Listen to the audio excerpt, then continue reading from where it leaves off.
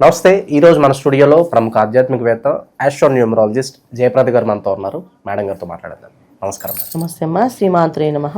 September మాసం విశేషంగా కర్కాటక రాశి వాళ్ళకి ఈ మాసం ఏ విధంగా ఉండబోతుంది, గ్రహణం తాలూకు ఇంపాక్ట్ ఎంతవరకు ఉంటుంది, ఓవరాల్గా ఎలాంటి జాగ్రత్తలు ఈ రాశి వాళ్ళు తీసుకోవాలి ఈ నెల? కర్కాటక రాశి వాళ్ళు ఈ మాసం అంతా కూడా ఏంటంటే చాలా చాలా మౌనంగా ఉంటూ జపాన్ని ఏదో ఒక దేవుణ్ణో లేదా ఒక గురువునో పట్టుకొని వాళ్ళు ఏం చెప్తే అది చేసుకుంటూ వెళితే వీళ్ళు చాలా చాలా సేఫ్ ప్లేస్లో ఉంటారు. లేకపోతే మనము దీనికి ఇలా అవుతుందని చెప్పలేం. ఎందుకంటే గోచార రీత్యా ఫలితాలు చూసుకుంటే 12లో రవి, కేతువు, తర్వాత బుధుడు ఉన్నారు, 3వ ఇంట్లో కుజుడు ఉన్నారు.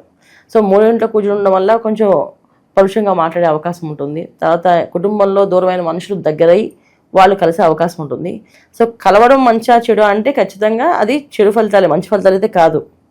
మళ్ళీ ఒకసారి కలిసి మళ్ళీ పెద్ద పెద్ద యుద్ధాలు చేసుకోవడం తప్ప ఇదేదో యోగమైన లైఫ్ వస్తుందని కాదు. ఎందుకంటే ఇక్కడ బుధుడు రాశిలో కుజుడు ఉన్నాం.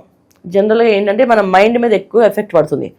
సమయానికి ఆ బుర్ర పనిచేయదు, సమయస్ఫూర్తిగా ఏ పని చేయలేరు, ఏ విషయాన్ని చెప్పలేరు, ఏదో ఒక సమస్య వస్తూనే ఉంటుంది. ఒక రకంగా తెలియని ఒక ఆందోళన, భయము చాలా చాలా గురవుతారు. ఎంత గురవుతారంటే అసలు వీళ్ళేనా అని చెప్పేసి అని అనుకుంటాం, అంత భయానికి వస్తుంటుంది. ఎందుకు అంటే మానసిక స్థైర్యం అంతా లోపిస్తుంటుంది. ఏదైనా ధైర్యంగా ఉండాలంటే చంద్రుడు బాగుండాలి. సో చంద్రుడు ఇక్కడ ఖచ్చితంగా బాగాలేదు, చంద్రుడు కాస్త ఇబ్బంది పెట్టే అవకాశమే ఉంది. అందువల్ల ఏంటంటే ఆటోమేటిక్గా వీళ్ళకి 100 ఆలోచనలు, 100 సందేహాలు, 100 అనుమానాలు, దాంతో చాలా ఎఫెక్ట్ ఉంటుంది ఈ మాసం వీళ్ళకి.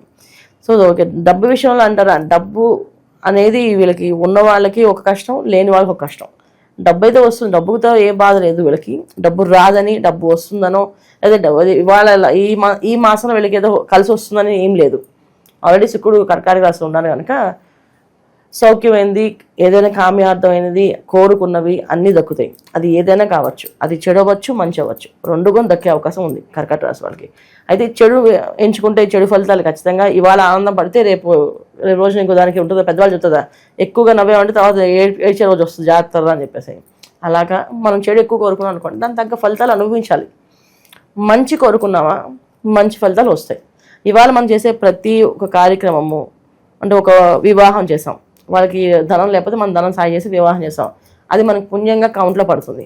అయితే ఎవరికి ఒక అన్నం పెట్టాము ఇవాళ, అది మనకు పుణ్యంగా మనకి కౌంట్లో పడుతుంది. అయితే ఎవరికి విద్యాదానం చేస్తాం, ఆ విద్యాదానం మనకి కౌంట్లో పడుతుంది.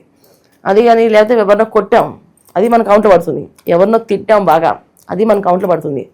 ఏంటి, ఎవరికో తప్పుడు సలహాలు ఇచ్చాం నచ్చక, అవి కూడా కౌంట్లో పడతాయి. సో అందుకేనంటే కర్కాటక రాశి వాళ్ళు ఈ మాసంలో ఏంటంటే ఎదుటి వాళ్ళని ఎవరికి సలహాలు ఇవ్వకుండా తన పని తను చేసుకుంటూ జపం చేసుకోవడం, లేకపోతే ఏదైనా పుస్తకం చదువుకోవడం, ఏదైనా దైవారాధన ప్రార్థన చేసుకోవడం, ఈ రెండు కుదరదు అంటే ఏదో ఒక సేవ చేయడం. కంటిన్యూ గుడిలోకి వెళ్ళి సాయంకాలం పూట ఏదో ప్రసాదాలు ఇవ్వడమో, లేకపోతే గుడికి లో ఇంకేం కార్యక్రమాలు చేస్తే అక్కడ ఏం కార్యక్రమం ఉంటే అవి చేయడం. జనరల్గా అయితే పూర్వం అయితే మనకి ఆ గుళ్ళు మెట్లతో కడిగేవాళ్ళం. నదిలో నీళ్ళు తీసుకుని వెళ్ళి శుభ్రంగా మెట్లన్నీ పోసేసి మెట్లంతా కడిగితే కూడా మంచి సత్ఫలితాలు వస్తాయి. చాలామంది పూర్వం అసలు జాతకాలు చూపించుకునేవాళ్ళు కాదు. ఏదైనా కష్టం వస్తే స్వామికి వెళ్ళి ఇన్ని ప్రదక్షిణాలు చేస్తా అని చెప్పేవాళ్ళు, లేకపోతే అన్ని గుడి మెట్లు కడిగేస్తా అని చెప్పేవాళ్ళు. అంతే, ఖచ్చితంగా వాళ్ళ కష్టం తీరిపోయేది. ఇది చేసే ప్రక్రియ ఏదైతే ఉందో అది సేవ. ఆ సేవ మనం ఎప్పుడైతే చేస్తామో ఖచ్చితంగా మనకి ఆనందాన్ని, సంతోషం ఇస్తాడు. అయితే ఈ మాసంలో వీళ్ళు కొంచెం అధికంగా చేయాలి. ఎంత చేయాలంటే అధికస్తే అధిక ఫలం అని, ఎంత అధికంగా చేస్తే అంత ఫలితం వీళ్ళకి ఈ మాసంలో.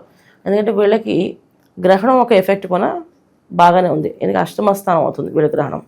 అష్టమస్థానం జనరల్గా భార్యాభర్తలిద్దరికీ ఏదో గండాలు ఉంటాయి. ఒక అష్టమస్థానంలో హస్బెండ్ ఉంటే వైఫ్కి ప్రాబ్లం ఉండొచ్చు, అలాగే వైఫ్ ఉంటే హస్బెండ్కి ప్రాబ్లం ఉండొచ్చు. ఇది కొంచెం ఇబ్బంది పడుతుంది. అంతేకాకుండా తెలియని మనకి ఆస్తులు నష్టపోయే అవకాశం కానీ, ఆస్తులు పోయే అవకాశం కానీ, లేకపోతే డబ్బు పోయే అవకాశం కానీ, ఇవి కూడా కర్కాటక రాశి వాళ్ళకి ఈ మాసంలో చాలా ఎక్కువగా ఉంది. అందుకని వీళ్ళు ఎక్కువ దైవ దర్శనం, క్షేత్ర దర్శనం, ఎక్కువ మంత్రానుష్ఠానాలు, ఎక్కువ గురువులతో ఉండడం, గురువులు చెప్పిన బాటలో నడవడము, వాళ్ళు ఏం చేయమంటే అది చేస్తూ ఉండడం. లేదా ఏమీ మాకెవరూ లేరు గురువులు అంటే అన్నదానం చేయండి శుభ్రంగా. అన్నదానం ఎంత అన్నదానం చేస్తే అంత మంచి ఫలితం.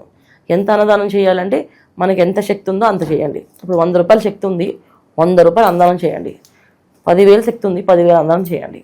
అలా చేస్తూ వెళ్ళండి. అంతేగాని అంత అన్నదానం ఎందుకు చేస్తాం, 10 రూపాయలు ఇచ్చి చేద్దాం అంటే అది కౌంట్లోకి రాదు. మనకి మించి అన్నదానం చేయట్లేదు, మనకి శక్తి కలిగేంత చేయాలి. అంటే మనకి ఎంత శక్తి ఉంది, నాకు ఈ నెలలో నేను ఒక 10,000 తీసి ఇవ్వగలని అంటే హ్యాపీగా ఇచ్చేయండి. ఈ నెలలో నేను 20,000 తీసి ఇవ్వగలని ఇచ్చి చేయించండి. అలాగా అన్నదానం చేయడం వల్ల వీళ్ళు చాలా చాలా హ్యాపీగా ఉంటారు. ఎలా ఉంటారు అంటే అధిక అన్నదానం ఎవరు చేయాలి, వేద పండితులు ఫస్ట్ ప్రయారిటీ. వేద బ్రాహ్మలు, వేద పండితులు మనకి దొరికితే చక్కగా వాళ్ళకి చేయడం, లేదంటే బ్రాహ్మణులకు చేయడం, లేకపోతే మిగతా వాళ్ళకి చేయాలి. ఎవరికైనా చేయాలి. అన్నదానం అయితే ఖచ్చితంగా చేయాలి. ఫస్ట్ ప్రయారిటీ వీళ్ళకి. వాళ్ళకి చేస్తే ఏంటంటే మన వంశం తరిస్తుంది. రేపు రోజు మనకి కష్టం అనేది మన గుమ్మలో రాకుండా కాపాడుతుంది. ఇది మనకి ఫలితం. అంటే ఒక బ్రాహ్మడు భోజనం చేస్తే 100 మంది బ్రాహ్మణులు చేసేంత ఫలితం వస్తుంది. ఒక వేద పండితుడు భోజనం చేస్తే 1000 మంది బ్రాహ్మణులు భోజనం చేసే ఫలితం వస్తుంది. అంటే 1000 మందికి అన్నదానం చేసేంత ఫలితం వస్తుంది. అలాగనే ఒక్కరికి పిలిచి పెడితే అంటే వాళ్ళు తింటారు తెలియదు మనకి. అందుకని సభల్లో కానీ కార్యక్రమాలు కానీ ఏమైనా ఉన్నాయేమో చూసుకొని అలా చేయడం. ఎందుకంటే పీఠాలు కానీ మనకి ఉన్నాయి, కంచిపీఠం ఉంది, శృంగేరి పీఠం ఉంది, ఇన్ని పీఠాలు ఉన్నాయి. వీటిల్లో అన్నదానం కార్యక్రమం చేయించా గురువు గారు, చేస్తాము అని చెప్పి అడగచ్చు. లేదా మనకు తెలిసిన మనకి ఎవరైనా కాల్ చేస్తే నేను కూడా చెప్తాను. ఇక్కడ హైదరాబాద్లో అంటే మన కళ్ళతో చూసి మనం చేద్దాం నమ్మకం ఏంటి, అక్కడ వాళ్ళకి ఇస్తే వాళ్ళు చేస్తారు నమ్మకం ఏంటంటే మీ కళ్ళతో మీరు చూడాలనుకుంటే నేను చెప్తాను. వాళ్ళకి వెళ్ళి మీరే కళ్ళతో శుభ్రంగా ఇవ్వండి, చేయండి. చాలా చాలా విశేషమైన ఫలితం ఈ మాసంలో కర్కాటక రాశి వాళ్ళకి. చేయాలి, చేసి తీరాల్సిందే. ఎందుకంటే మనం చేయకపోతే ఎలా ఒకలా నష్టపోతాం. ఆ నష్టం ఏదో ఇలా చేసాం అనుకోండి, సో కనీసం మనం బయటపడతాం. అట్లీస్ట్ వాళ్ళ చెడు కర్మలన్నా కాస్త తగ్గిపోతాయి, పూర్తిగా తగ్గుతాయి, కాస్త బయటపడతారు. అది మెయిన్. అది ఇక నిరుద్యోగుల పరిస్థితులు, వ్యాపార పరిస్థితులు వీళ్ళు ఎలా ఉండిపోతుంది? అందరూ ఒకటే పరిస్థితి. ఇప్పుడు కష్టం అనేది అందరికీ ఒకటే కదా. సో ఒక క్యాన్సర్ వచ్చిందంటే ఎవరికైనా రావచ్చు అంటే ఎవరికీ రాకూడదు కదా. అలాగా కర్కాటక రాశి వాళ్ళకి ఈ మాసంలో కాస్తంత ఇబ్బంది అనే సూచన కనిపిస్తుంది. అది ఏ స్థాయికైనా ఉంటుంది. విద్యార్థులకైనా ఉంటుంది, ఉద్యోగస్తులకైనా ఉంటుంది, వ్యాపారస్తులకైనా ఉంటుంది, వివాహితులకైనా ఉంటుంది, సంతానం ఉన్న వాళ్ళకైనా ఉంటుంది. ఇవన్నీ ఎందుకు ఉంటాయంటే కర్కాటక రాశిలో పుట్టారు కనుక ప్రస్తుతం అది ఉంటుంది ఇంపాక్ట్. ఇంకా కాకుండా కర్కాటక రాశి వాళ్ళకి మనం చెప్తున్నాం ఇది గోచార ఫలితాలు. లగ్నం వైజ్గా అది ఉందో లేదో తెలుసుకోవాలంటే వాళ్ళ జన్మజాతకాన్ని చూపించుకోవాలి. ఇప్పుడు పర్సనల్గా ఏదైనా నాకు ప్రాబ్లం ఉందో లేదో తెలుసుకోవాలనుకుంటే వాళ్ళ జాతకాన్ని పంపిస్తే మనం పరిశీలన చేసి ఉంది మీకు ఈ ప్రాబ్లం మీరు చేయండి. ఇప్పుడు వాళ్ళు మనం చూపించుకోవడం వల్ల ఏంటంటే వాళ్ళు ఏ పరిహారం చేయొచ్చో చెప్పచ్చు. ఇప్పుడు అన్నదానమే చేయట్లేదు, విద్యాదానం చేస్తే మంచిది. లేదు మీరు ఎవరికైనా వివాహం కన్యాదానం చేస్తే మంచిది. లేదా ఒక కన్నెపిల్లకి మంగళసూత్రాలు అవి మీరు కొని ఇస్తే వివాహానికి. దూర ప్రయాణాలు అవాయిడ్ చేస్తేనే బెటర్. చాలా వరకు దూర ప్రయాణాలు, విదేశ ప్రయాణాలు ఇవన్నీ కూడా ఆపేయాలమ్మా. క్షేత్ర దర్శనాలు, క్షేత్రాలకు వెళ్ళడము, అక్కడ ఉండడము కానీ, అక్కడ దైవ దర్శనం చేసుకోవడం కానీ, అక్కడి క్షేత్రంలో ఏదైనా విశేషమైన పూజలు చేయించడం కానీ. ఇప్పుడు చాలామంది కుంభకోణం వెళ్తారు, నవగ్రహాల శాంతి పూజలు చేస్తారు. అలా వీళ్ళు కర్కాటక రాశి వాళ్ళు వెళ్ళచ్చు, శుభ్రంగా వెళ్ళి పూజలు చేయించుకొని రావచ్చు. సో ఇలా చేయడం వల్ల కూడా వీళ్ళకి చాలా విశేష ఫలితం. తర్వాత ఏదైనా క్షేత్రానికి విశేషమైన క్షేత్రాలు ఉన్నాయి మనకి, అలా తిరుపతి కానీ, అరుణాచలం కానీ, బద్రీనాథ యాత్ర కానీ, ఇవన్నీ ఏమున్నా సరే వీటిల్లో వెళ్ళాం. ఇది చాలా చాలా విశేషం వీళ్ళకి. అంటే ఎక్కువగా నడిచి వెళ్ళాలి. ఇప్పుడు తిరుమల వెళ్ళాలనుకోండి, ఖచ్చితంగా 7 కొండలు నడిచి ఎక్కండి, అది మంచి అదృష్టం. అరుణాచలం వెళ్ళాలి, చక్కగా గిరిప్రదక్షిణ చేయండి. ఇప్పుడు బద్రీనాథ యాత్ర ఇవన్నీ అంటే ఖచ్చితంగా నడవాల్సిందే. అక్కడ మనం కూర్చోడానికి అవ్వదు. ఎక్కడో దగ్గర ఎంత ఫ్లైట్ దిగినా, ఎంత బస్సు ఎక్కి దిగినా మనం కొంత దూరం నడవాల్సింది, ట్రావెల్ చేయడం. ఇలా చేయడం వల్ల, నడవడం వల్ల మన కర్మ తొలుగుతుంది. అందుకని ఖచ్చితంగా నడవమని చెప్తాం. సో నడిచే క్షేత్రాలు ఇవి కనుక వెళ్ళామని చెప్తున్నాం. అది దానికి తగ్గట్లుగా ఉంటుంది, చేసుకోవచ్చు. ఇవన్నీ పర్సనల్ జాతకాలు చూస్తే మీరు ఈ పరిహారం చేయండి అని చెప్పొచ్చు మనం. ఇది జనరల్గా అయితే అందరు కలిపి ఇవి చేసుకుని చెప్తున్నాం. గోచార పరంగా వీళ్ళకి ఎలాంటి పరిహారాలు, దైవారాధన బాగుంటుందంటారు ఈ మాసం? వీళ్ళకి ఈ మాసం అంతా కూడా ఎక్కువ శివారాధన, అన్నపూర్ణ అష్టకాన్ని ఎక్కువగా ప్రతిరోజు అన్నపూర్ణ అష్టకాన్ని ఎక్కువ చదవడం, వీళ్ళు అన్నపూర్ణ అమ్మవారిని అనుగ్రహించుకోవడం. ఇంట్లో అన్నం వండినప్పుడు కాస్త ఆ అన్నంలో కాస్త పెసరపప్పు, ఇంత చిటికెడు పసుపు వేసి ఆ అగ్నిదేవుడికి దండం పెట్టుకోవడం. అంటే ఆ వండిన అన్నం అగ్నిదేవుడికి దండం పెట్టుకోవడం, అలా ఇవ్వడం.